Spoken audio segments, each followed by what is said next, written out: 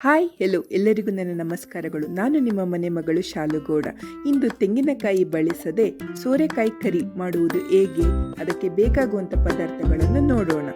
1 ದೊಡ್ಡ ಕಪ್ ಸೋರೆಕಾಯಿ, 1 ಕಪ್ ಈರುಳ್ಳಿ, 15 ನೆನೆಸಿದ ಬಾದಾಮಿ, 1 ಕಪ್ ಟೊಮೆಟೊ, 1 ಕಪ್ ಕೊತ್ತಂಬರಿ ಸೊಪ್ಪು, 1 ಕಪ್ ನೆನೆಸಿದ ಕಡಲೆಬೇಳೆ, 1 ಚಮಚ ಖಾರದ ಪುಡಿ, 2 ಚಮಚ ಧನಿಯದ ಪುಡಿ, 1 ಕಪ್ ಮೆಂತ್ಯ ಸೊಪ್ಪು, ಚಕ್ಕೆ, ಲವಂಗ, ಶುಂಠಿ, ಬೆಳ್ಳುಳ್ಳಿ. Let's start.